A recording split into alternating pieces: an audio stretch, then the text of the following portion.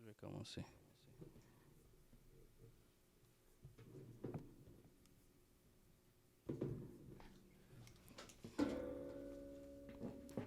Mesdames et messieurs, bonsoir et bienvenue à la Flamme Sportive.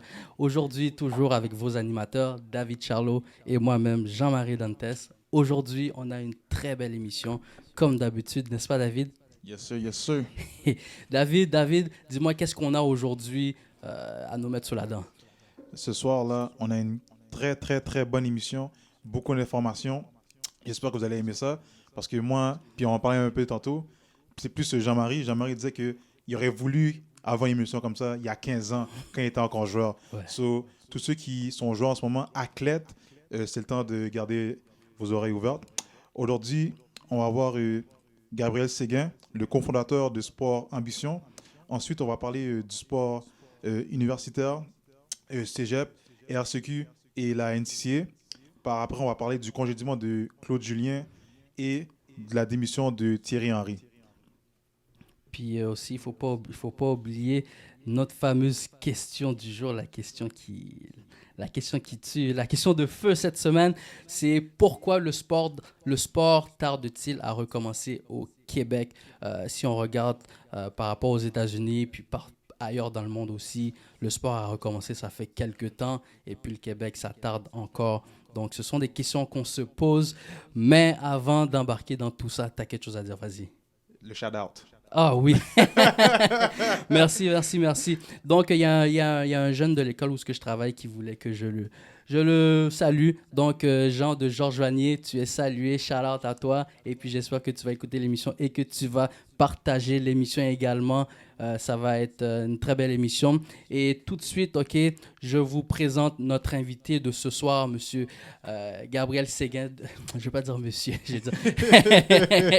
il, a, il est encore jeune. Gabriel Séguin qui est cofondateur de Sport Ambition. Je vais laisser introduire l'entreprise. Et puis, il a joué au soccer universitaire à l'Université d'Albany. Il a joué pour Équipe Canada de U17 à U20. Il a un très beau parcours. Et puis, on va en apprendre un peu plus, puis on va parler un peu d'NCAA. Gabriel, salut, comment ça va? Salut, ça va bien vous autres? Merci de l'invitation. Ah, il n'y a pas de problème. Gabriel, on a une première question pour toi, OK? J'aimerais ça savoir un peu ton parcours, que ce soit académique, professionnel, sportif. En d'autres mots, on aimerait ça savoir qui est Gabriel Séguin. Moi, je suis un petit gars qui est né à Châteauguay. J'ai toujours joué au soccer toute ma vie depuis que j'avais 4 ans. Puis, j'ai eu la chance de faire les équipes du Québec quand j'étais un petit peu plus vieux, aller au sport-études, au Collège français à Longueuil.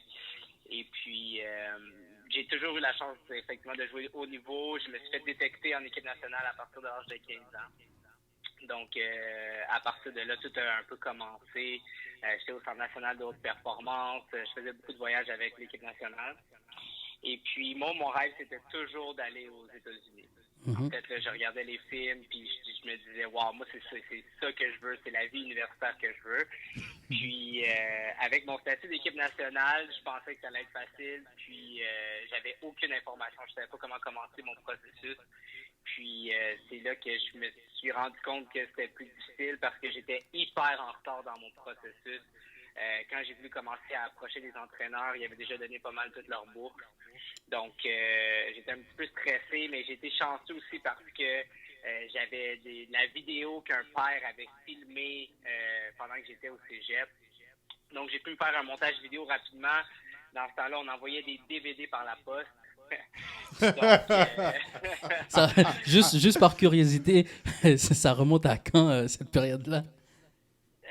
ça remonte à 2004. Oh, OK. Ouais. Wow! Donc, j'envoyais mes DVD par la poste aux entraîneurs, puis là, des fois, ils ne fonctionnaient pas, donc il fallait que j'envoie un nouveau DVD. Bref, euh, j'ai finalement eu la chance d'avoir des offres universitaires. Je pense que c'était plus mon statut sur l'équipe nationale qui m'avait vraiment propulsé à avoir une offre. Puis finalement, j'ai accepté d'aller à l'université d'Albany. Et c'est un petit peu ça, mon parcours. En fait, j'ai fait mes 4 ans là-bas, j'ai étudié en communication. Puis, en fait, c'est ça, c'est pour ça qu'on a commencé à penser à Sport Ambition, le concept de Sport Ambition, c'est que justement, pendant mon processus, là, comme je vous ai dit, que je trouvais difficile, c'est que j'avais plusieurs entraîneurs qui me disaient « Ah, moi, j'ai un contact là » ou « J'ai un contact là, je vais t'aider », tout ça. Puis, il y avait toujours une bonne volonté, mais je trouvais qu'ils négligeaient une grosse partie du processus. Puis, pour mon partenaire, Yannick, c'était exactement la même chose. En fait, lui, il s'est pris 1 mois d'avance. Finalement, il a réussi à avoir une bourse à Fairleigh Dickinson University. Puis, c'était tellement proche d'Albany qu'on se faisait des lifts. Donc, lui, il venait me chercher à Albany quand on venait au Québec les fins de semaine ou pendant le temps des fêtes, des choses comme ça.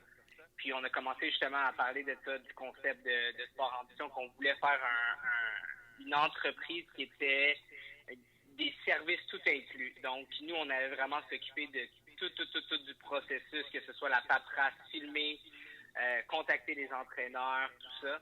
Donc, tout ça dans le but de donner le plus de visibilité possible aux athlètes d'ici. Donc, c'est comme ça qu'est né Sport Ambition. OK. Une petite question, on va reculer un peu. Vous avez parlé, tu sais, que quand le coach l'a dit qu'elle allait faire le travail, mais une partie qu'il ne faisait pas. C'est quelle partie qui n'était pas faite dans le travail pour aider les joueurs? Ouais, c'est une bonne question. En fait, c'est que c'est pas juste d'avoir un contact, c'est d'être en contact avec plusieurs entraîneurs aux États-Unis. Donc, je pense que c'est un petit peu ça qui négligeait, parce que si ça fonctionnait pas avec la personne avec qui il était en contact, cet entraîneur-là, ben tes chances de bourse venaient de tomber à zéro. Ah, OK, je comprends. Donc, puis il y avait aussi toute la négligence, je pense, du côté, je dirais, administratif du processus. OK. Mais tu as dit que vous vous occupez de tout là, pour l'athlète, mais c'est quoi exactement comme comment vous allez aider l'athlète de A à Z, si on veut, là? Oui, c'est aussi une bonne question. En fait, on commence vraiment avec la rencontre personnelle. On commence par les recruter. Justement, on prend des athlètes qui sont de plus haut niveau possible. Pour nous, c'est vraiment important qu'il y ait le potentiel pour pouvoir avoir une bourse aux États-Unis. On ne veut pas vendre du rêve à personne. Donc, si, par exemple, un athlète n'a pas nécessairement le niveau, on va pas le prendre. On ne prend pas des athlètes juste pour les prendre. Donc, il y a une sélection qui est faite à la base, un recrutement. Okay. Ensuite, on rencontre l'athlète avec ses parents. Donc ça, c'est super important, comprendre les critères académiques, les critères athlétiques, comment va leur parcours académique, tout ça. Donc, il y a une autre analyse à ce moment-là qui est faite. Puis ensuite, quand on part le processus, c'est filmer les compétitions, faire le montage vidéo. Et il y a un processus administratif, là, je ne vais pas trop vous endormir avec le processus, mais il faut faire son SAT, il faut faire ce qu'il appelle le NCAA Eligibility Center pour déterminer son éligibilité pour jouer au niveau universitaire amateur. Et ensuite, nous, ce qu'on fait, c'est qu'on contacte tous les entraîneurs de la NCAA par la suite. Évidemment, on a des contacts qui sont très proches aussi là-dedans, donc le travail est très important ici. Là, c'est là qu'on parle à des entraîneurs à tous les jours pour pouvoir justement propulser nos athlètes. OK. Gabriel, j'ai une autre question pour toi parce qu'il y a 2 semaines, si je ne me trompe pas, on avait un joueur, Cédric Bryan. Lui, il avait fait les démarches pour aller jouer aux États-Unis. Puis, qu'est-ce qu'il nous expliquait, c'est qu'il avait fait 4 ans, si je ne me trompe pas, au cégep. Puis, à cause de ça, je pense qu'il avait perdu son éligibilité pour jouer à la NCAA. Est-ce que tu peux nous expliquer un peu comment ça fonctionne, pourquoi, je ne vais pas dire le pourquoi de sa situation, mais qu'est-ce qui fait que, à cause qu'il a joué 4 ans au cégep ici, il n'a pas pu aller aux États-Unis? Oui. Donc, il y a vraiment des moments spécifiques à laquelle un athlète peut partir aux États-Unis. Donc, on ne peut pas évidemment faire 4 ans de cégep. Je vais essayer de vous expliquer le plus concis et clair possible. Le premier moment qu'un athlète peut partir, c'est après le secondaire. Donc, après la graduation du secondaire 5, c'est possible pour certains athlètes. Il y a certains critères qu'il faut respecter pour avoir notamment des bonnes notes scolaires. Okay, c'est ça. Le deuxième moment, c'est après 1 an de cégep. Je ne sais pas si tout le monde est au courant, mais aux États-Unis, eux, ils ont un secondaire 6 ou ce qu'ils appellent le Grade 12. Mm-hmm. Donc, ici, la première année de cégep est comme l'équivalence du Grade 12 là-bas. Donc, après 1 an de cégep, on peut quitter et aller aux États-Unis sans pénalité. Est-ce que, parce que je sais que... Ah, OK, vas-y, continue, excuse-moi. Non, excuse, il y a juste 2 autres moments, là. En fait, là, c'est après une fois qu'on dépasse la première année de cégep, Mhm. c'est super important de graduer pour être éligible. Donc, on ne pourrait pas faire, par exemple, 2 ans de cégep et pas graduer et décider de partir. On serait pénalisé à ce moment-là, surtout si on joue à notre sport pendant cette période-là. OK. Donc, ce que nous, on recommande, c'est évidemment après 2 ans de cégep et une graduation. Mhm. Comment la NCA voit ça, c'est qu'ils vont devancer la date de graduation et ensuite l'athlète est éligible. OK. Et il y a aussi une exception potentielle aussi qui est après 3 ans de cégep. Si un athlète gradue d'un programme préuniversitaire de 2 ans, mais en 3 ans, il y a des grandes chances qu'il soit aussi éligible pour aller aux États-Unis. Donc, à partir du moment qu'on dépasse le 3 ans, le 4 ans, c'est sûr qu'on va avoir des pénalités. Des fois, ça peut varier, là, tout dépendamment du cas, mais ça peut être 1 an, 2 ans, ou que, oui, on a reçu une bourse, mais ce qu'on peut faire, c'est pratiquer avec l'équipe aux États-Unis. OK. Hey, quand même, hein? Et c'est quand même un peu, pas touché, mais comme, quand même. Il y a des règles à Ouais, respecter, tu sais. ouais. Je pensais pas que c'était comme ça. Moi, tu sais, faut dire qu'on n'a pas vraiment l'information. Puis c'est pour ça aussi que tu sais, des entreprises comme ça existent aussi là pour un peu guider tout le monde dans ce processus-là. Mais est-ce que, parce que je sais que vous avez beaucoup d'athlètes au niveau du soccer, au niveau du tennis aussi, est-ce que les règles varient d'un sport à l'autre ou c'est vraiment tout sport confondu, c'est les mêmes règles à respecter? Les règles varient légèrement, je dirais. Il y a quelques subtilités qui sont spécifiques à certains sports. Mhm. Donc, nous, évidemment, on se considère comme des experts de la NCA. Donc, toutes ces subtilités-là, on les connaît. Mhm. Par exemple, au tennis, c'est mieux, par exemple, je donne juste un exemple, mais de faire un grade 12 à distance OK. au lieu de faire 1 an de cégep. Parce que si on veut jouer en division 1 au tennis, faire 1 an de cégep, comme je l'ai dit un peu plus tôt, et de partir après, ça ne fonctionne pas. On va être pénalisé. Donc, je ne rentrerai pas dans les détails Ouais. techniques de pourquoi, mais il y a Ouais. vraiment plein de subtilités différentes par rapport au sport. Parce qu'évidemment, chaque sport est un peu spécifique en soi. Donc, Ouais. donc c'est là que nous autres, on s'assure de faire nos recherches. D'ailleurs, on a appelé la NCA comme 50 fois quand on a commencé Sport Ambition parce qu'il y a des possibilités de compromettre l'éligibilité des athlètes. Par exemple, si on était des agents, qu'on n'est pas. OK. Mais c'est des genres de petites choses que nous, on s'est assuré que on comprenne et puis qu'on ne compromette pas l'éligibilité des athlètes à cause du travail qu'on fait. OK. Mais en- parce que tantôt, tu as dit que si tu graduais du cégep, on va dire, tu as fait un deck normal de 2 ans, tu gradues, là, tu as cette fenêtre-là que tu peux utiliser. Je sais que, tu me diras si je me trompe, qu'il y a les fameux tests ACT et je m'en rappelle plus, c'est quoi l'autre test, là, mais il y en a deux que je connaissais dans le temps. Est-ce que, malgré que tu as gradué, est-ce qu'il faut quand même que tu passes ces tests-là ou tu vas être, t'as pas besoin de les faire vu que tu as gradué? Oui, c'est une bonne question. En fait, tout le monde est obligé de les faire pour être en mesure d'étudier aux États-Unis. C'est pas juste les athlètes internationaux, mais c'est aussi les athlètes et les étudiants aux États-Unis. OK. Donc, peu importe, pour entrer dans une université américaine, que tu sois américain ou un athlète ou un étudiant international, tu dois passer soit le SAT ou le ACT, qui sont très similaires là, à la prononciation, là, mais c'est deux tests distincts. OK. Puis, mais ça, j'imagine que vous accompagnez un peu les jeunes là, pour qu'ils sachent comment se préparer là, à ce type de test-là. Oui, absolument. Donc, nous, non seulement on fournit le matériel d'études, mais justement, on les inscrit au test aussi. Et puis, s'ils ont besoin d'un tuteur ou quoi que ce soit, c'est des ressources qui sont disponibles à travers nos services également. Donc, on n'a jamais vraiment eu de problème avec ce test pour les centaines d'athlètes qu'on a pris jusqu'à présent. Donc c'est ça. OK. Gabriel, j'ai une question pour toi. Je vais te donner un exemple, hein. On va dire que je suis un joueur de basket. Mais je suis un joueur de basket, mais on va dire que je suis au Ouais. secondaire. Est-ce que tu vas recommander à quelqu'un d'aller jouer au cégep ou il est mieux comme si de faire ses propres highlights et puis envoyer puis faire sa demande au lieu d'aller au cégep? Ben, ça dépend. Tu sais, de ce que je comprends, c'est que le niveau ici au cégep est quand même assez fort. Donc, je recommanderais probablement d'aller jouer au cégep, tout simplement que l'âge est un facteur quand même assez important à cet âge-là. Donc, aller chercher un peu l'équivalence, disons au moins 1 an, pour que quand on arrive aux États-Unis, on a le même âge que tout le monde. Je pense que c'est gagnant.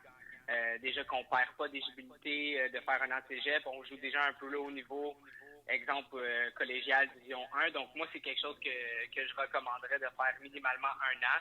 C'est arrivé certains athlètes qui étaient de très, très haut niveau qu'on a pris, qui ont décidé de partir après le secondaire 5, ça va super bien. Ils ont pas passé par le cégep.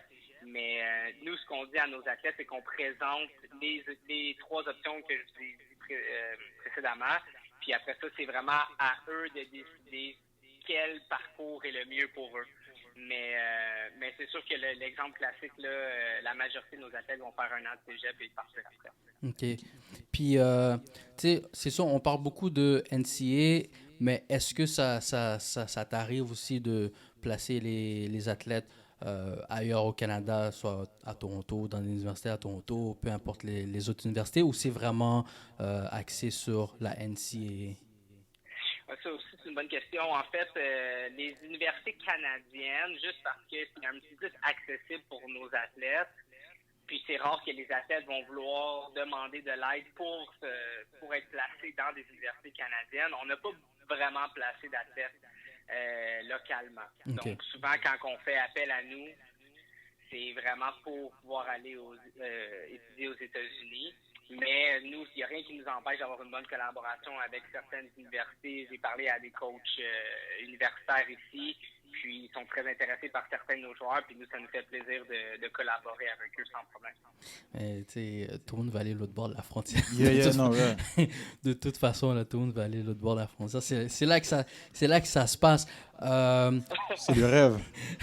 c'est le rêve de tout le monde. Yeah. Est-ce que toi, quand tu étais jeune, là, c'était quoi que... Tu sais, tu avais dit que tu t'embrassais ce rêve, et puis, mais au-delà de vouloir jouer aux États-Unis, est-ce que tu avais le rêve, par exemple, de représenter l'équipe canadienne senior aux Jeux, j'allais dire aux Jeux olympiques, à la FIFA World Cup et tout? Oui, en fait, c'est sûr que quand j'étais sur l'équipe nationale, j'avais espoir de rester sur l'équipe nationale le plus longtemps possible. Mm-hmm. Ça n'a pas été mon cas.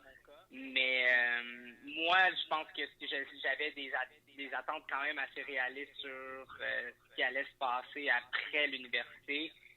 Il pleuvait pas les opportunités. Là. Il y avait l'impact, puis c'était à peu près ça. Mm-hmm. Donc, quand je suis revenu, je sais qu'il y avait l'attaque de Trois-Rivières dans ce temps-là qui devenait tranquillement l'académie aussi. Donc, c'était comme pas mal la seule avenue que je pouvais prendre. Puis, je pense qu'il y avait un virage un peu plus jeune à ce moment-là. Donc, moi, j'ai pas été retenu pour ça. Donc, j'ai jamais vraiment été plus loin que ça. Pour moi, c'était clos. Après l'université, j'allais soit continuer de travailler dans le domaine comme j'ai fait avec Sport Ambition ou juste jouer localement là, avec mes amis. OK, mais moi, tu sais, tantôt, parce que tu as dit que tu as commencé jeune, comme à 15 ans, je pense que l'équipe nationale avait l'œil sur toi. C'est-à-dire que tu étais vraiment bon, là. Je sais pas si Tu jouais à quelle position? Ça dépend de l'équipe, là, mais en équipe nationale, je jouais défenseur droit. Puis je pense que c'est la seule équipe avec laquelle j'ai vraiment joué en défense, là, les équipes du Québec et l'équipe nationale. Mais sinon, je suis milieu de terrain. Ah, mais ça tu sais, nous, on n'est pas des joueurs de soccer. Là. Mais est-ce que ça arrive souvent, ça, que tu joues défenseur dans une équipe, puis dans une autre équipe, ils vont te faire évoluer dans un autre poste. Mais je sais que milieu puis défense, c'est pas trop... Il y a quand même beaucoup de similarités, là, mais ça arrive-tu souvent, ça? Ça arrive quand même assez souvent, je dirais. Des fois, c'est la vision d'un certain entraîneur ou un certain besoin, par exemple. Je donne l'exemple d'une de nos athlètes, là, je ne sais pas si vous la connaissez, là, elle s'appelle Gabrielle Carr. Puis, elle est en équipe nationale senior. Là, elle joue à la télé il n'y a pas plus de quelques jours, là, à She Believes Cup. Mm-hmm. Et elle, justement, on l'a promue en tant qu'attaquante. Puis quand elle est arrivée à l'université, là, en ce moment, elle est à Florida State University. Elle, il y a une défenseur qui s'est complètement déchiré le genou.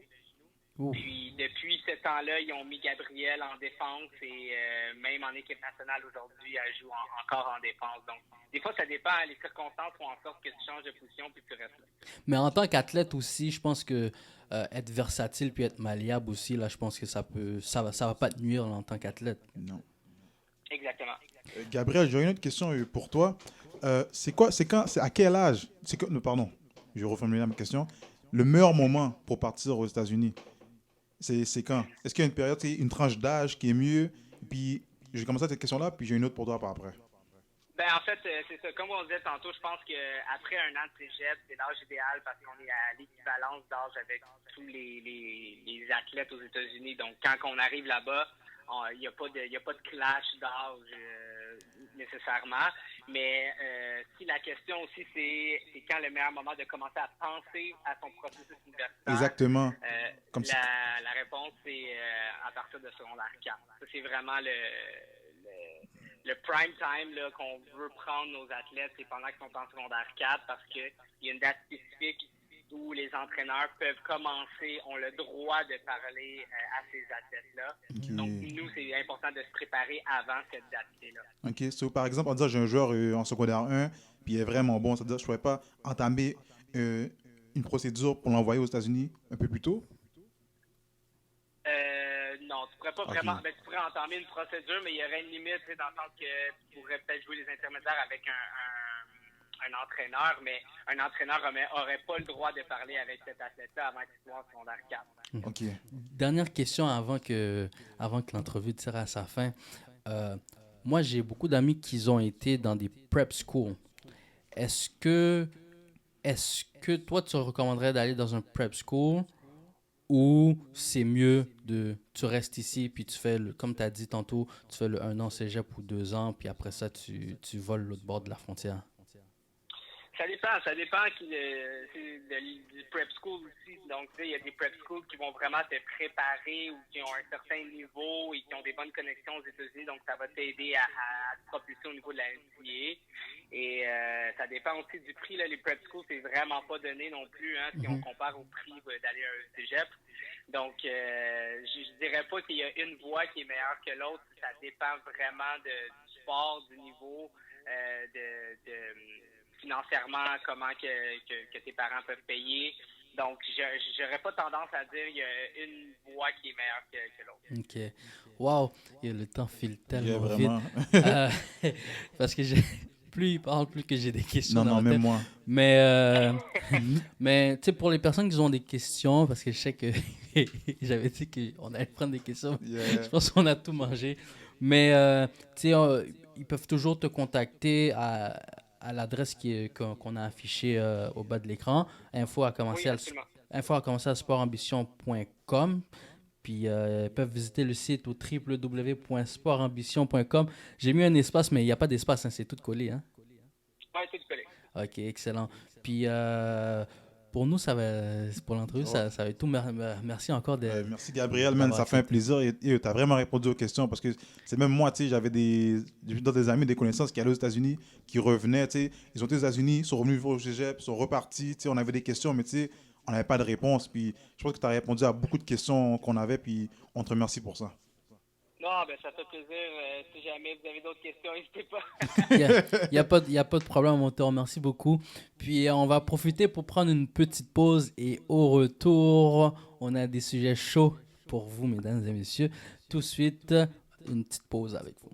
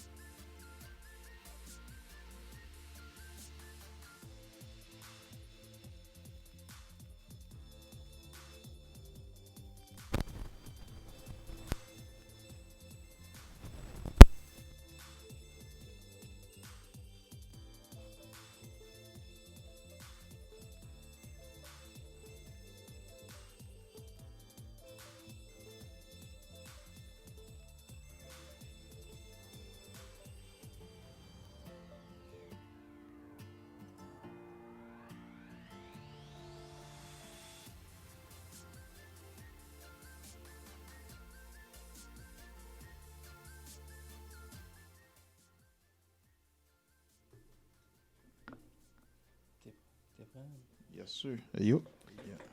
Et bienvenue à l'émission. On vous remercie d'avoir patienté. Et puis, c'était vraiment une belle entrevue qu'on avait aujourd'hui, là. Vraiment, beaucoup de C'était... questions, beaucoup de réponses, mais Ouais. encore plus de questions. Ouais, puis, tu sais, comme je te disais avant qu'on commence, là, c'est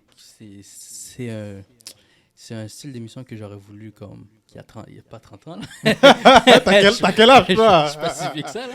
Mais qu'il y a genre 15 ans de ça, j'aurais peut-être voulu genre entendre tu sais, les infos qu'on a eues aujourd'hui, là, parce que tu sais, tu te poses beaucoup de questions en tant qu'athlète, puis tu sais pas trop quand, tu sais pas où regarder, puis surtout, tu sais, aujourd'hui, avec tu sais, l'Internet est de plus en plus populaire, puis accessible, puis blablabla, là, mais tu sais, dans notre époque, c'était aussi accessible, sauf que tout n'était pas médiatisé comme c'est aujourd'hui, puis ça aurait été des informations importantes qu'on aurait pu bénéficier. Non, non, vraiment, parce que l'affaire qui arrive, c'est que quand tu as un groupe comme Sport Ambition, tu as vu comment Gabriel, il s'y connaît, il a une connaissance. Ouais. Tandis que toi, en tant qu'athlète, quand je pense à athlète, je pense à Cédric. Tu sais, il y en a d'autres aussi qui ont pris des démarches, mais quand tu sais pas, tu peux pas dire que tu fonces dans le tas, mais tu apprends sur la route par toi-même. Non, c'est ça. Puis, tu sais, tu vas par toi-même, mais aussi, tu sais, tu as dépensé beaucoup d'efforts, tandis que, tu sais, si tu avais d'argent aussi, mais tu sais, si t'es accompagné, mais au moins là, tu peux concentrer tes efforts sur tes workouts, tu peux tu regarder tes films et tout. Fait que moi, je pense que c'est vraiment, moi, je salue leur initiative, là, pour Yep. de vrai. Là, Non, non, vraiment. Puis c'est pour même les parents, tu sais, on va dire les parents qui aiment ça, entamer les procédures aussi, qui savent pas. Tu sais, as un groupe, tu as quelqu'un, tu as une fondation, tu sais, qui peut t'aider Exact. à prendre les démarches pour les États-Unis. Fait que je sais déjà que comme mon petit... T'as déjà des plans pour lui, t'as déjà des filles sur plan. Je sais déjà que mon petit va grandir. Secondaire 4, on a dit secondaire 4. Football ou basket, tout soccer? Quel sport? Honnêtement, là, ok, honnêtement, moi je veux qu'il fasse de l'athlétisme et soit basket ou football.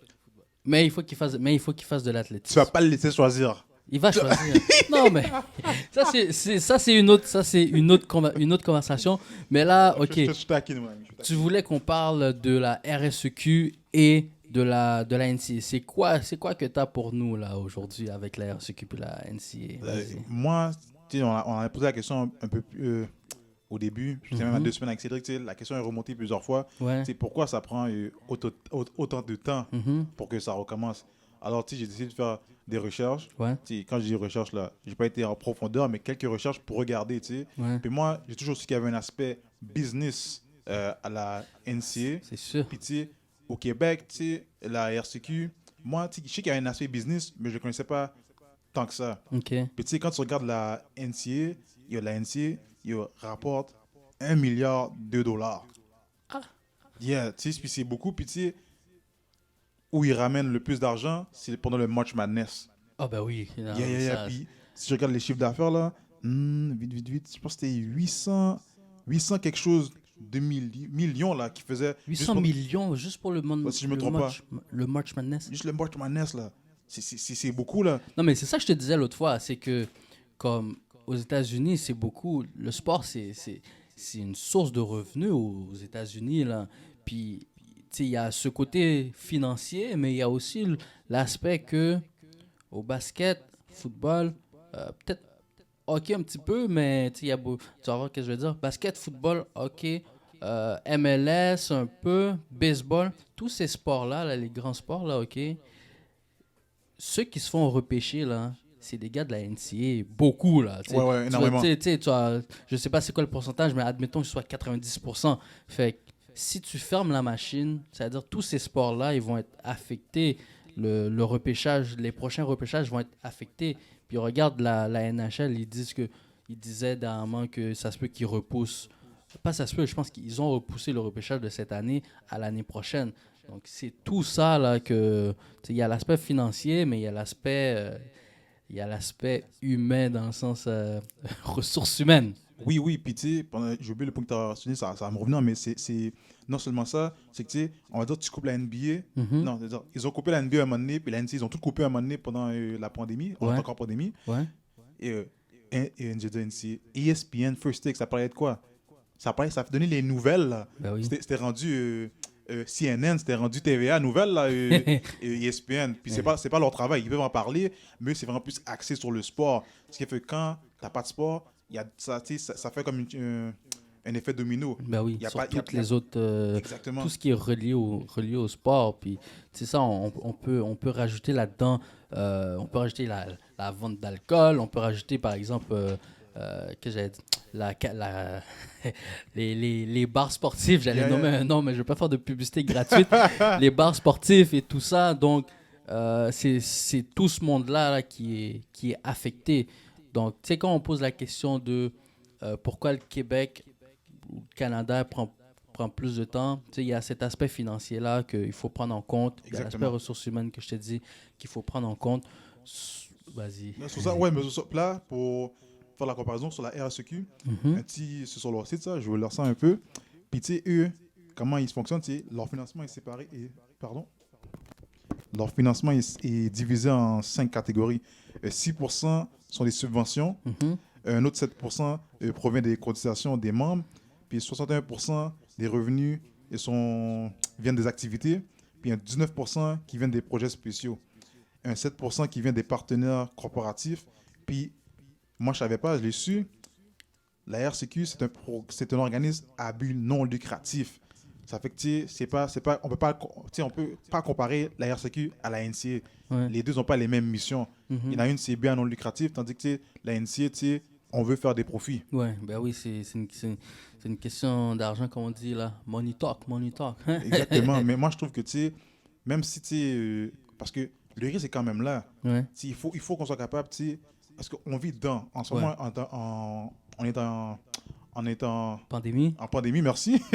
En pandémie. On dirait que tu as oublié qu'on était en pandémie. Non, mais c'est ça, c'est vraiment ça. Il faut pas oublier, mais tu sais. Tellement que tu es dedans, tellement que ça fait longtemps que c'est rendu la normalité. Là. Exactement, ça fait que c'est un risque. Je dis pas au monde, tu sais, allez-y, tu sais, on se protège pas, on met pas de masque, rien, tu sais. Ouais. Non. Il faut mettre des mesures en place, puis il faut, je veux dire, forcer, mais il faut y aller. Ouais. C'est sûr qu'il y a du monde qui vont tomber malade, il faut qu'on vive avec.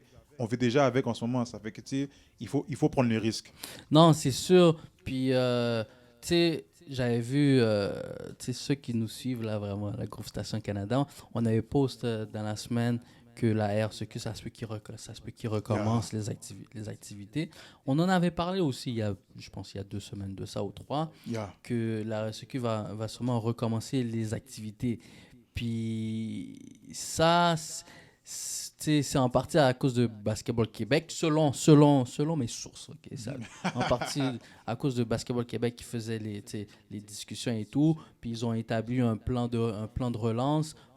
Ils ont tout documenté ça. Vous pouvez aller le trouver aussi là, sur, je pense, le site de Basketball Québec. Vous allez pouvoir voir le document en question. Et puis, moi, on m'a annoncé dans la semaine que après la relâche, il y aura probablement une reprise des activités. Mais tu sais, j'ai rien entendu encore. J'ai pas encore entendu d'update là-dessus. Peut-être que ça va prendre un petit peu plus de temps. Sauf que moi, ça me dit qu'on est plus proche de recommencer. Puis ça fait du bien. Non, pour de vrai. Puis tu sais, je vais taper les unions, excuse-moi. Jean-Marie, pourquoi ouvert le cinéma puis pas ouvert les gyms? Tu sais, c'est vraiment important, ça fait partie de notre vie, tu sais. Ouais. Puis moi, je sens que si on est capable d'ouvrir les cinémas, il faut qu'on soit capable d'ouvrir les gyms, Ouais. que ce soit la gym de basket, soccer, peu importe le sport, on est censé, tu sais, être capable d'ouvrir et de contrôler, tu sais, peut-être 30 personnes, je sais pas, tu sais, mais tu sais, mettre un plan sur pied Ouais. pour que le monde puisse continuer à vivre. Non, mais c'est sûr parce que tu sais, le sport c'est tellement important, puis surtout dans les écoles secondaires. Tu sais, là, ça va faire un an, mais Ouais. en termes sportifs, ça fait 2 ans, genre. Mais Tu puis comprends? moi, je vais pas te mentir, je sais pas si c'est comme ça pour toi, mais moi, pas te mentir, moi, je suis sur secondaire, peut-être moi au cégep, mais un peu plus au secondaire. Mhm. Mon gars, j'aurais pas de basket là. C'était Oh. c'était ma source de vie là. Ben Je oui. sais pas, j'imagine pas les gens qui sont maintenant en ce moment dans la pandémie qui peuvent même pas aller dans un gym pour shooter, faire quelque chose. Tu sais, c'est quoi ta raison en ce moment, tu sais? T'en as pas, c'était vraiment une bonne motivation de basket. Non, mais c'est sûr, là, mais... Et c'est là encore. Mais en tout cas, ils sont encouragés, les petits jeunes. Là. Non, Ils non, sont vraiment. encouragés, puis Non. je les encourage aussi, puis qui gardent espoir parce que, comme il disait au début de la pandémie, Ça va bien aller. T'es un comique, toi, hein? T'es un comique. Il faut qu'on parle absolument du congédiement de Claude Julien. Oui, oui. Mais moi, faut que tu m'expliques parce que Vas-y. au début, ça allait bien. Ouais. Mais pendant que ça allait bien, ça a pris un autre virement, puis ça a commencé à aller dans le sens opposé. Ben, qu'est-ce qui est arrivé là? OK, il y a deux choses. Mhm. Le numéro un, c'est que le problème avec Claude Julien, c'est pas cette année que ça a apparu, tu comprends ce que je veux dire?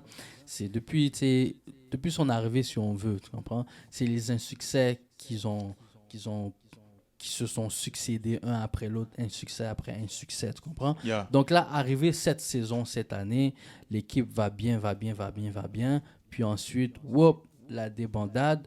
Donc là, c'est sûr que Marc Bergevin, il prend en considération les insuccès des années précédentes, puis il accumule avec l'insuccès présentement dans lequel il vit. Ça, c'est le numéro un. Numéro deux, ce qui arrive aussi, c'est que l'équipe est dans une situation où ils sont dos au mur, ils n'ont pas le choix de gagner. Parce que, justement à cause du départ canon qu'ils nous ont donné. L'équipe n'aurait pas parti de cette façon-là. Peut-être que Non, mais s'il serait parti comme normalement, OK? Yeah. Peut-être que Claude Julien serait encore là aujourd'hui, peut-être. Sauf que le fait que les gars, ils ont super bien commencé la saison, et puis là, maintenant, ils sont en train de chuter.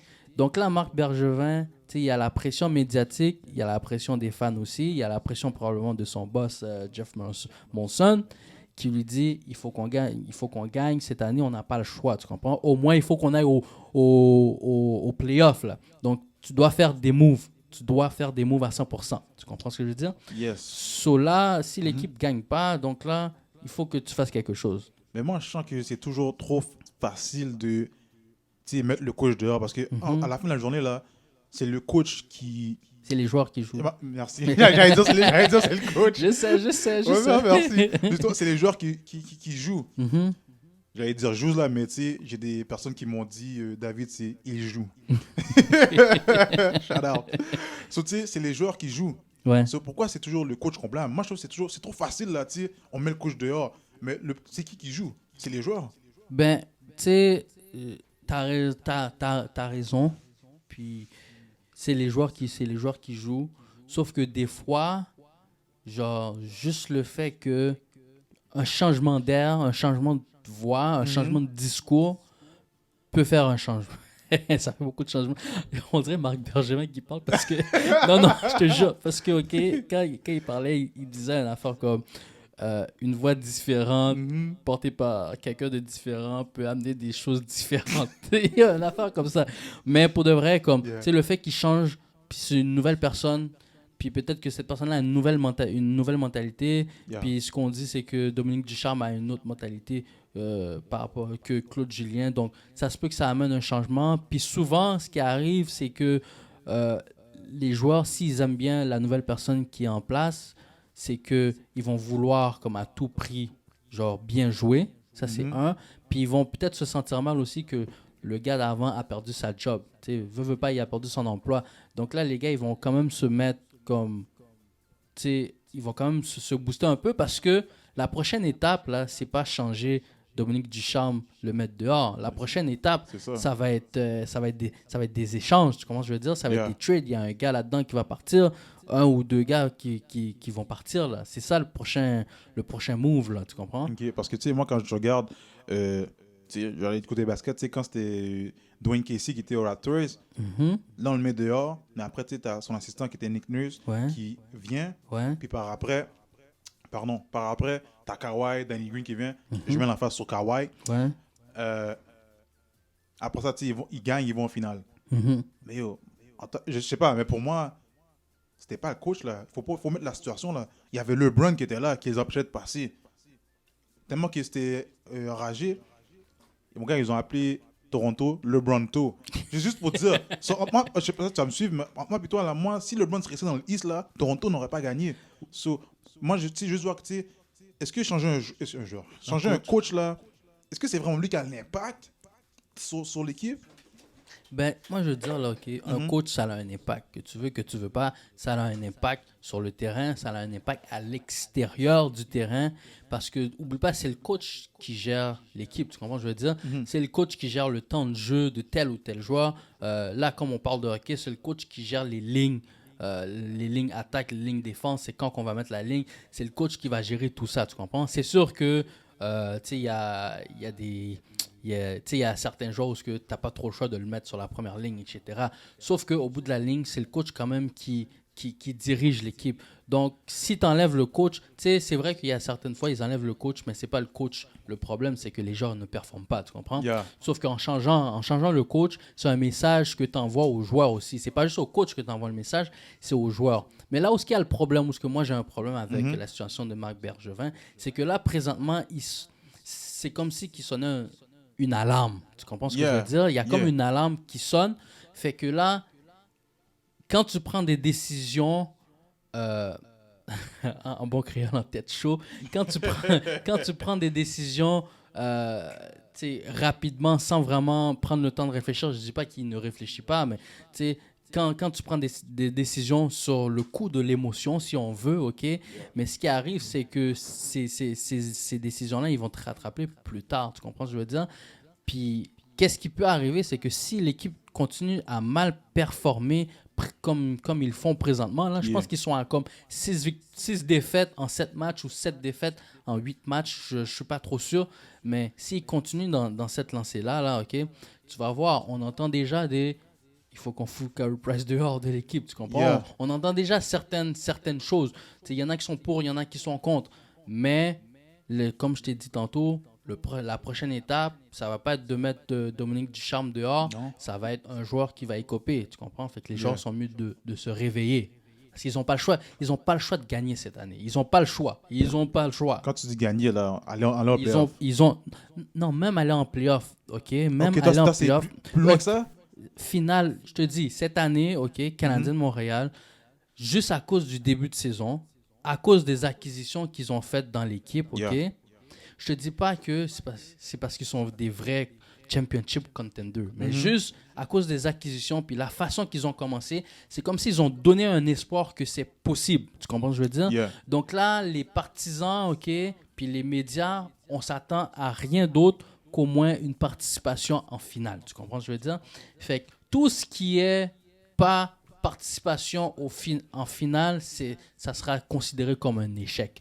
Parce qu'oublie pas, là, tu as Carey Price à 10 millions de dollars. Si le gars, là, il gagne pas, là, comme il parle de fenêtre d'opportunité, là, OK, pour gagner le championship avec Price et Weber, là, OK, si les gars ne gagnent pas cette année, là, c'est un an de plus que tu rajoutes sur leur âge, OK? Puis déjà, Carey Price, présentement, là, il performe vraiment pas bien. Le gars, il accorde des 5 buts. Ça fait comme, je pense, 5 matchs que le gars il accorde 5 buts. C'est épouvantable, tu comprends? Yeah. Puis l'année prochaine, il y a une équipe qui arrive. Il y a une nouvelle équipe, Seattle, si je ne me trompe pas, OK? Seattle va arriver.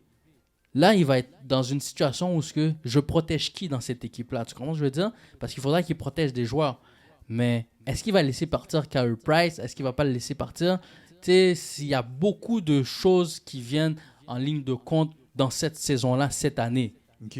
Puis, il joue aussi son contrat, là, Marc Bergevin, parce que si je ne me trompe pas, c'est sa dernière année de contrat à lui aussi. Là, fait que il est sur la corde raide, comme on dit. Là. So, qu'est-ce que tu me dis en ce moment? Ça fait que comme tu as dit, si ce n'est pas la finale au moins de la Coupe cette année, là, c'est déception, non seulement une déception, il va y avoir un ménage qui va se faire. Moi, là, je pense, OK, bon, il y a quelqu'un qui écrit, pour vrai, c'est Claude et Bergevin qui doivent partir. Puis, non, mais pour de vrai, OK, pour de vrai, je suis pas contre l'idée. Tu sais, Claude Julien est déjà parti, OK? Mais moi, je suis pas contre l'idée que Bergevin parte. Non? Je suis pas contre l'idée. Je veux dire, comme... J'ai l'impression que Marc Bergevin, là, il nous a passé là, pendant toutes ces années-là qu'il est déjà à Montréal, là, il étire sa sauce, là, il étire là, son parler, là, il dit toujours les mêmes affaires, OK? Puis il n'y a rien qui aboutit, tu comprends? Il n'y a Yeah. rien qui aboutit. Puis même maintenant que l'équipe fait du sens, là, OK? Tu sais, ils ont une bonne équipe canadienne, là, OK? Mais même maintenant, là, ils ont de la difficulté à performer. Difficulté à performer. OK. On va continuer à suivre ça. Mhm. Et même moi aussi, il faut que je suis ça. Et puis, non seulement parce que je vais voir, parce que je pense que tu as dit, il y avait une ligne de défaite, il faut qu'ils se reprennent en main. Ils n'ont pas le choix. Ils n'ont pas le choix. Puis surtout Carey Price. Puis là, tu sais, on va finir un peu là-dessus par rapport aux Canadiens. C'est que ce qui arrive, c'est que t'as deux bons gardiens. T'as un excellent numéro 1 qui n'est pas très excellent présentement. Puis t'as un backup il pourrait être numéro 1 dans certaines équipes, tu comprends? Yeah. Et ton backup, présentement, il joue beaucoup mieux que ton numéro 1. Et là, t'es dans une situation où est-ce que je mets mon numéro 1 sur le banc puis que je fais jouer mon backup parce que je dois gagner? Ou est-ce que je stick to the plan, je reste accroché à mon plan et je continue je continue à jouer de la même façon qu'on joue présentement là. OK. Je sais qu'on va finir sur ça, mais juste une petite question parce que tu penses qu'ils vont préférer jouer chez Weber que... Non, pas Non, excuse-moi. Jake Allen. Ils vont préférer jouer Jake Allen que Price parce que moi, quand tu sais, shout out à mon père, il m'a fait devenir un fan parce que j'étais un fan de Boston. Ouais. Euh, Moi, je suis un fan de Détroit, moi. yeah. Même s'ils sont pourris, là, ça fait 3-4 saisons qu'ils sont pourris, là, mais... Mais il y a de l'espoir quand même. Mais ouais, continue.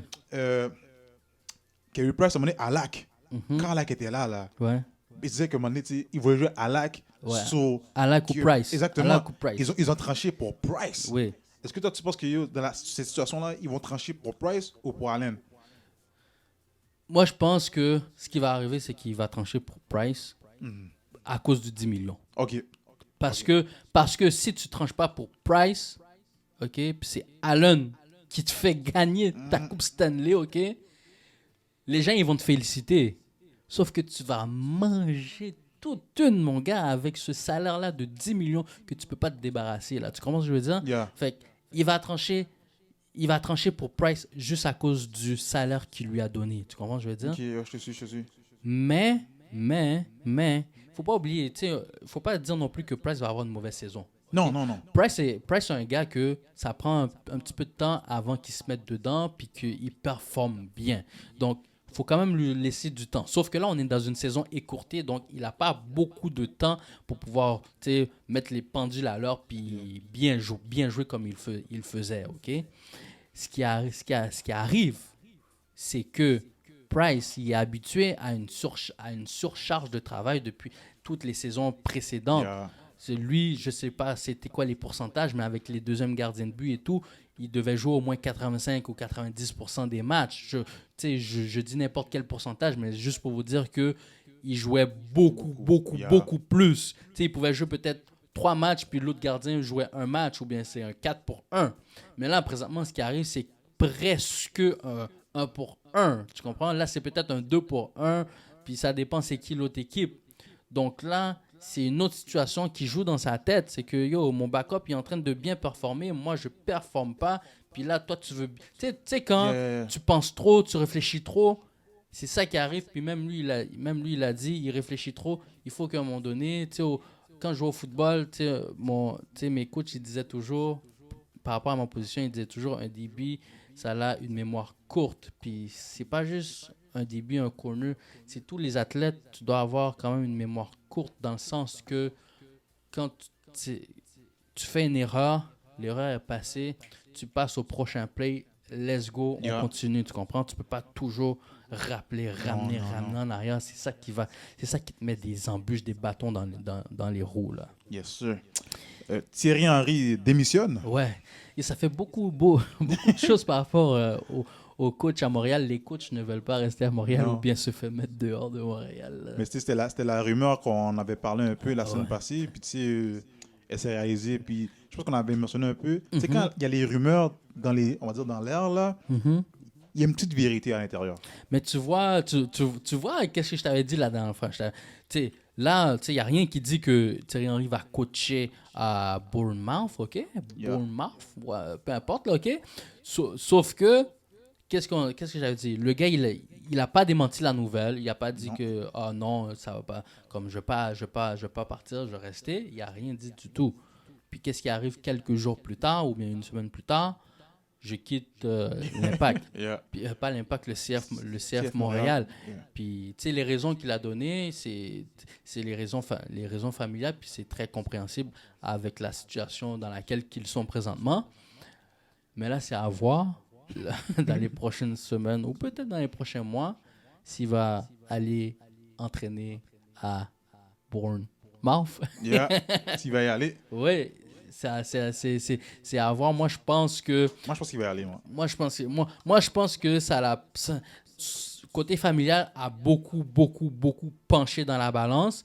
Et puis, qu'est-ce qui a aidé aussi, c'est qu'il sait que s'il y a, si on veut une bouée de secours pour coacher, c'est sûr que c'est quand même Thierry Henry, là. Fait que, tu sais, peu importe où ce qu'il va, je pense qu'il va, tu sais, il peut être sollicité aussi pour entraîner, là. Quand même, ouais. Mais, c'est pas des coïncidences, là. Parce non, que non.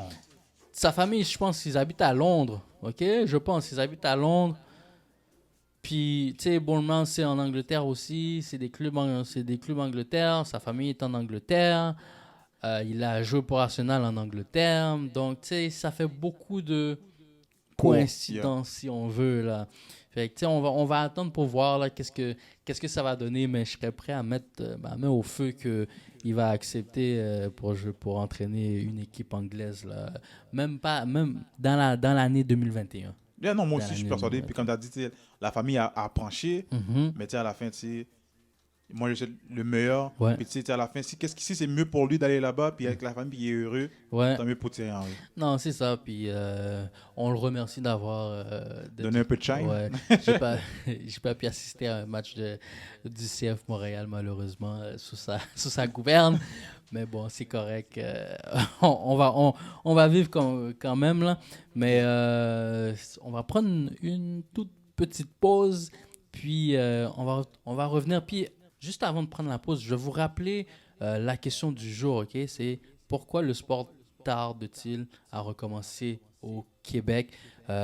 Écrivez sur le chat, écrivez vos commentaires. Pourquoi ça tarde? Pourquoi ça prend du temps au Québec à recommencer? Hein? On va pas dire des gros mots là à la radio. Fait que on vous laisse sur une petite pause et puis on vous revient dans quelques secondes.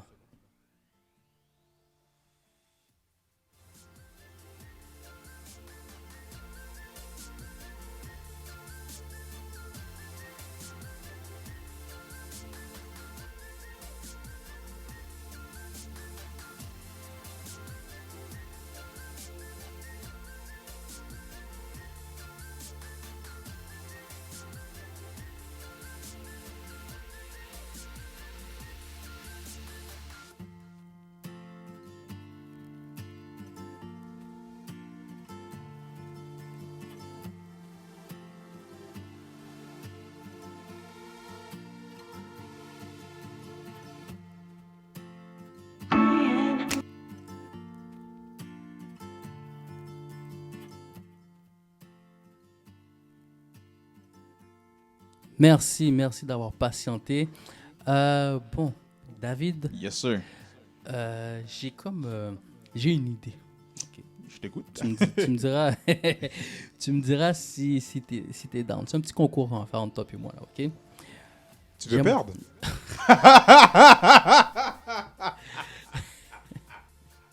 OK, là, c'est sûr à 100% qu'on va jouer, mon gars. C'est sûr à 100%.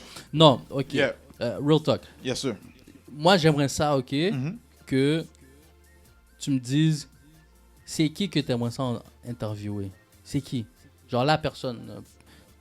Accessible, ok? Viens pas me dire LeBron James, là, tu comprends? Tu sais jamais, hein? Oui, non, mais des personnes ici ou bien peut-être aux États-Unis aussi, mais libre à toi. Qui t'aimerais ça interviewer? Non, moi, non. Yo, pas te mentir. Yo, j'aimerais ça interviewer un joueur qui performe vraiment bien en ce moment, qui joue pas loin de nous. OK. Tu m'intrigues, c'est qui? Chris Boucher. Chris Boucher? Yeah. J'aimerais ça l'avoir. Peut-être un shout-out, tu sais, l'avoir pour quelques questions. OK. Ça serait vraiment nice, man. OK, Chris Boucher. OK. Yeah. C'est Moi... assez réaliste. Ouais, non, Chris Boucher, c'est réaliste. On peut avoir des connects avec ça, OK? Yes, sir. Moi, j'aimerais ça interviewer... comment ça s'appelle? Bruni Surin. J'allais avec Bruni Surin. Parce que c'est athlétisme, course. J'aimerais ça interviewer Bruni Surin. Voici qu'est-ce qu'on va faire, OK? Yeah, non, oui, je suis partant. T'es partant déjà, j'ai même pas encore dit. Ce qui va se passer, c'est que là, on part en mission. Notre objectif, c'est toi de booker une entrevue avec Chris Boucher, moi de booker une entrevue avec Bruni Surin. OK. Celui qui gagne, qu'est-ce qu'il gagne? Oh. T'as dit que j'allais perdre. Fait que qu'est-ce que tu veux gagner? Oh, man. Oh. C'est tough. Non, c'est pas... Non, j'ai une idée là. Vas-y, donne-moi ton idée. J'ai peut-être une idée des... Tu sais, qu'est-ce que les gars font un peu, là? Ouais. Mais tu sais, de toute façon, il y a un mot qu'on utilise en créole, c'est Jesscom. Qu'est-ce qui arrive, OK, c'est que yo, tu devras venir au studio, là, vraiment sans swag. Sans swag, là.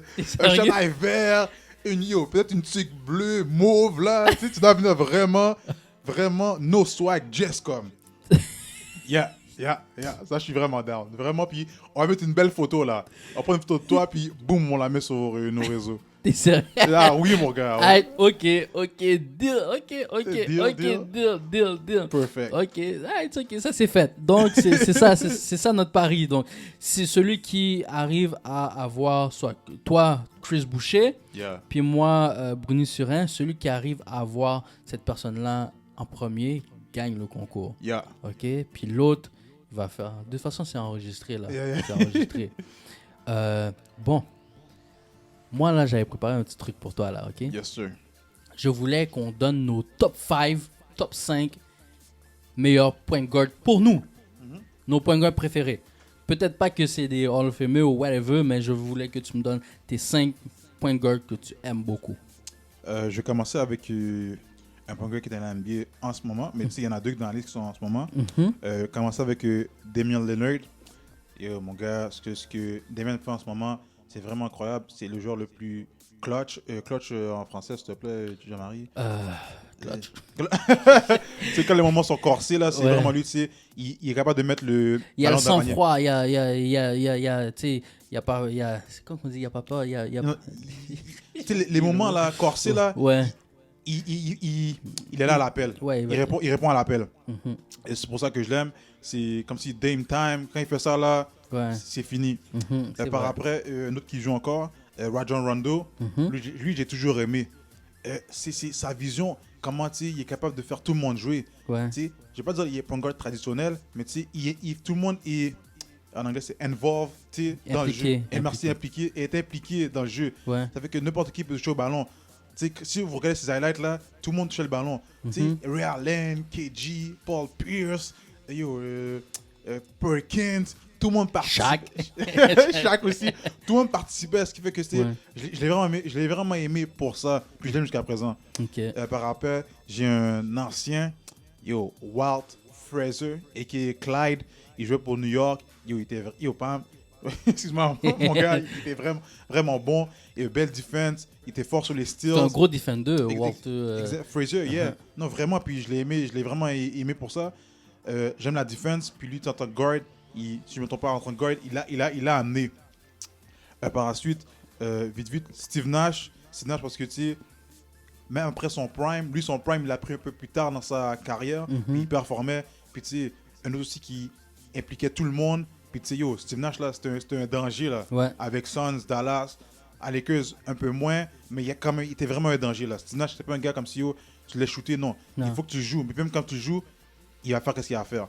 Et pour finir, Gary Payton, parce que Gary Payton, sa défense.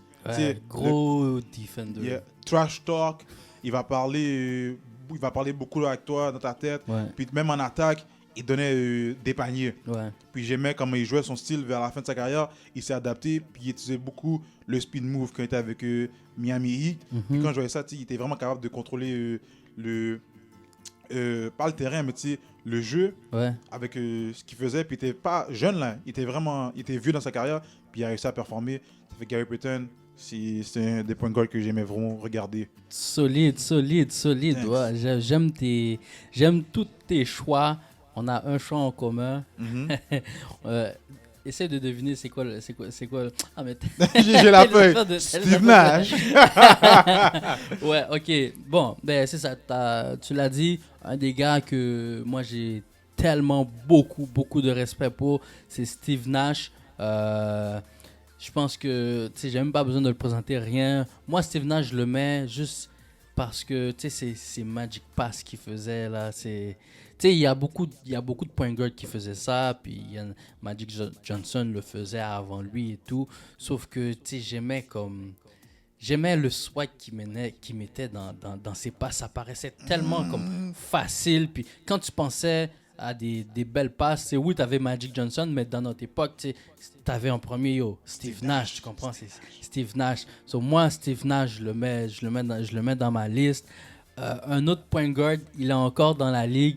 Il n'est plus ce qu'il était, sauf que il faut donner son respect et c'est Derrick Rose. Mon gars. Moi, On va.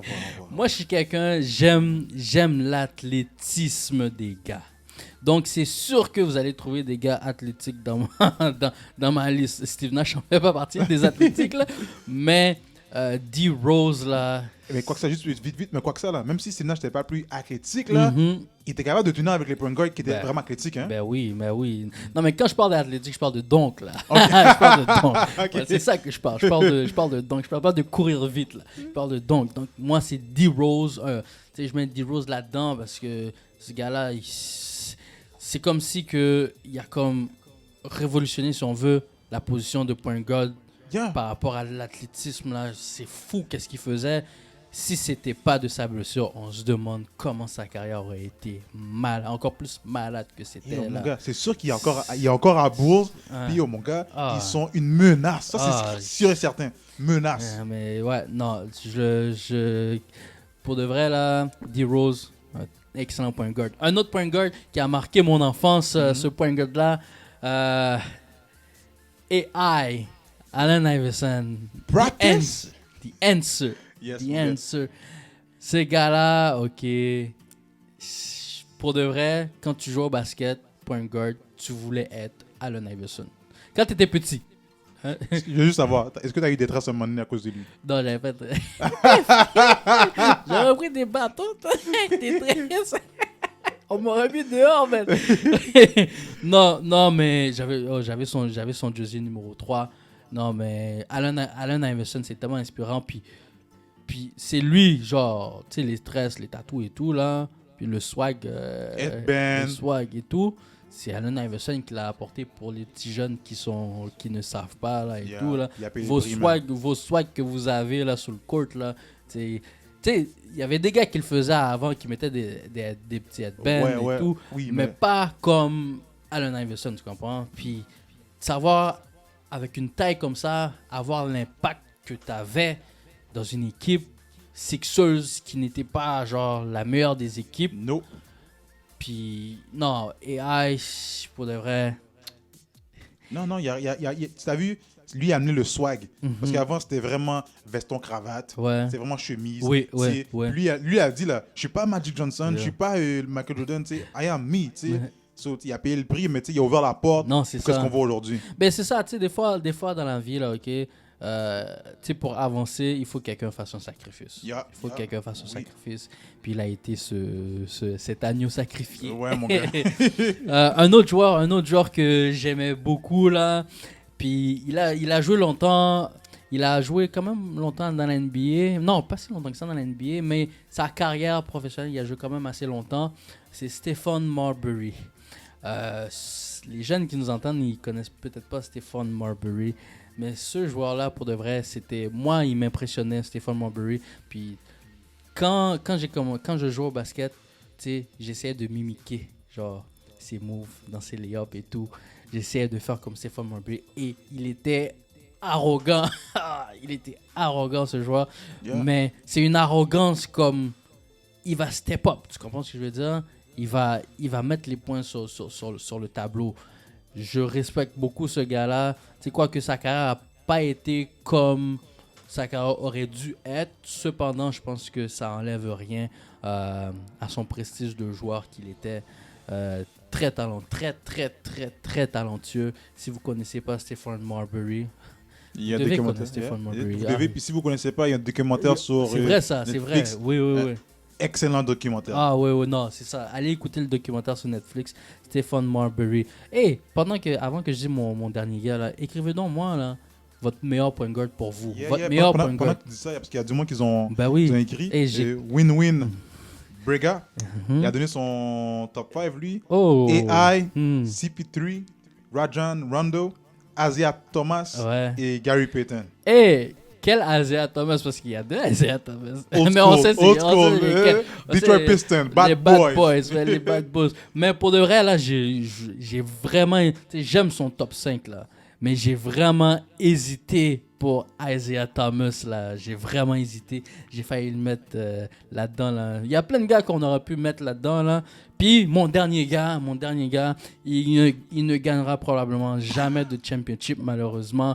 Sauf que on peut pas dénier le talent, on peut pas dénier son athlétisme, on peut pas dénier ses stats, et c'est Russell Westbrook.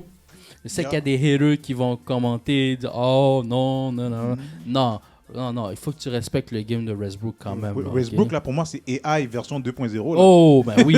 Oh, big time, là. Yeah. Big time, là. Gros, ben oui. Non, Russell Westbrook, faut qu'on lui donne son respect, là. Tu sais, comme je vous ai dit, peut-être qu'il ne gagnera pas de championship. Il y a son style de jeu qui doit changer, mais ça n'enlève rien Non. à ce qu'il peut faire sur le terrain. Et c'est pour ça que je le mets dans mes 5 gars. Ça, Russell Westbrook, là, si tu as besoin d'un point guard explosif là, qui peut te changer la game, là, tu vas le mettre dans ton alignement, tu comprends? Yeah. C'est sûr qu'il y a des lacunes là-dedans. C'est à tes risques et périls là, de prendre Westbrook, sauf que j'ai décidé de prendre cette lock-là, moi. Oui, non, puis tu sais, un gars comme, tu sais, les gars comme AI, tu sais, moi, je vais pas dire que c'est des défauts. Ils sont comme qu'ils sont, pardon. Ouais. Puis tu sais, c'est qu'est-ce que les gars apportent. Les gars, ils viennent, les gars sont prêts à mourir, là. Les gars, ils mettent leur cœur dehors pour la game. Ouais. Ça fait que je vais toujours prendre un gars qui est prêt, qui va donner 70%, Ouais. qu'un gars, tu sais, qui va être là, tu sais, load management, tu sais, Ouais. 60%, 50%. Les gars, ils se donnent pas. Non, merci. Je vais plutôt prendre les gars comme qu'ils sont, Ouais. puis on va aller à la guerre avec une fourchette, là, Ouais. que, tu sais, qu'on va prendre ça à poser. Tu vois, Win-Win Brega a dit Russell, pour moi, c'est un 2. Un 2. Il jouait 2. Yeah. Il jouait 2 à l'université. Si je me trompe pas, il jouait 2. Sauf que là, il joue 1. Donc, il faut qu'on lui donne sa position numéro 1. Yeah. Mais c'est pas faux que c'est quand même un 2. Sauf que le gars, c'est tellement un gars qui a besoin du ballon Yeah. que je le vois mal jouer 2. Tu comprends ce que je veux dire? Il faut qu'il monte le, il faut qu'il Non, monte le monte ballon. ouais. Parce que sinon, ton point guard, ça va être qui ton point guard? Il faut pas que ce soit un gars qui a besoin du ballon tant que ça dans ses mains, tu comprends? Parce que lui, il a besoin du ballon. Non, il Westbrook, est obligé. là. Ouais. Puis pour revenir à une question qu'on a posée au début, Uh-huh. du jour, quelqu'un a dit que, tu sais, on n'est pas avancé comme aux États. Ah oui, Le Québec, tu sais, n'a pas la même vision du sport que les Américains. c'est vrai. Ensuite, tu sais, ici au Québec, on va dire, mais à Montréal, tu sais, c'est le Canadien. Et Ouais. quand le Canadien joue plus, Ouais. tu sais, on le regarde plus. Bon. Puis par après, tu sais, après ça, tu sais, c'est comme, je veux dire les jeunes, mais c'est ça qu'elle dit, les jeunes. Mhm. Après ça, tu sais, c'est nous qui vont écouter, tu vas dans l'NBA, on va suivre qu'est-ce qui se passe. Mhm, Tu mhm. sais, après ça, tu sais, mis à part, tu sais, le hockey, on va écouter aussi. Ouais, Mais par après, tu sais, vraiment, quand la saison est morte du Canadien, pour vrai, ouais.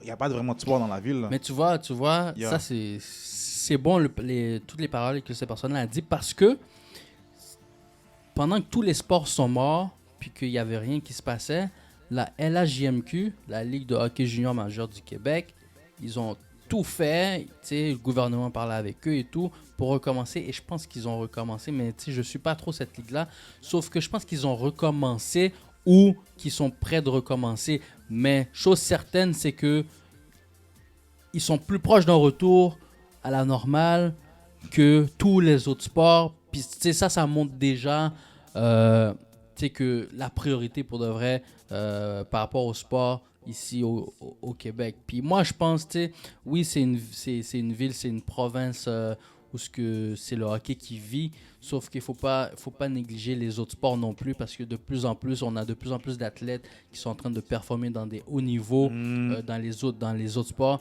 Fait qu'il faudrait pas pénaliser ces athlètes-là à cause de l'amour qu'il y a pour le hockey ici. Puis je suis pas en train de dire qu'il faut banaliser le hockey. Non, vraiment pas. Mais je pense qu'il faut, tu sais, c'est un peu le moment de donner un peu de place aussi aux autres sports, là. Yeah. Mais tu sais, moi, je comprends parce que le hockey ici, tu sais, il y a une histoire avec les Canadiens. Il y a une histoire, tu sais. Ouais. On entend en parler, mais tu sais, il y a une histoire. C'est pas que le monde sont vraiment, tu sais, pro-canadiens. Tu sais, Ouais. je vais pas dire qu'ils n'aiment pas le basket, mais tu sais, les Canadiens ont vraiment une place spéciale dans leur cœur. Ben oui. Mais on a... Yeah. On a dépassé. On a dépassé le temps de beaucoup, là. Bon, mais on va écouter... on vous rappelle le score, tu sais, j'ai mis le score de Cleveland contre Sixers. Je vous rappelle le score 56-47 et c'est le halftime présentement, là. Puis rapidement, là, les meilleurs scoreurs, là, côté de Cavaliers, c'est Colin Sexton là, qui mène son équipe avec 14 points. Puis du côté des Sixers, la raison pour laquelle j'ai mis ce match, c'est pour Joel Embiid. Et il a présentement 15 points. C'est lui qui mène son équipe. Puis il a aussi 7 rebonds. Notez aussi que ton gars, Ben Simmons, il a 12 points. Juste par curiosité, là, est-ce qu'il a pris une shot de 3 points, là? Il n'y a pas besoin. Il n'y en a pas besoin pour le moment. Il n'y a pas besoin. Il n'y a pas beaucoup de shot de 3 points. Donc, j'aime toujours pas Ben Simmons après cette game-là. On vous remercie d'avoir été avec nous. Yeah. Et on vous remercie des commentaires que vous avez passés. Et on espère que vous avez apprécié notre compagnie. Yeah. Et puis, j'espère que vous Un avez... gros merci à Gabriel Séguin. Oui, un gros gigantesque merci à Gabriel Séguin qui nous a prêté de son temps. Puis on vous invite aussi à visiter son site internet www.sportambition.com et à lui écrire à info@sportambition.com si vous avez peu importe des questions par rapport au recrutement pour la NCAA, que ce soit pour vous-même, que ce soit pour votre fils, votre fille ou un de vos athlètes que vous avez la supervision. Et sur ce, David, je te laisse dire le mot de la fin comme d'habitude. Juste pour rajouter, puis je pense que peu importe le sport, il va être capable de répondre à vos questions. Mesdames et messieurs, je vous remercie d'avoir parti avec nous, même si on a passé le temps de 15 minutes. On vous remercie et on se voit à la semaine prochaine, mais aussi, passez une excellente semaine de relâche, les jeunes. Yeah. Et puis, restez actifs. Aller au cinéma, c'est ouvert, au moins profitez. Profitez. Non, pas en tout cas, pas à Laval puis à Montréal, c'est fermé. Mais ailleurs dans le Québec, amusez-vous, allez-y. Yes. Sur ce, Ciao, ciao. peace and love.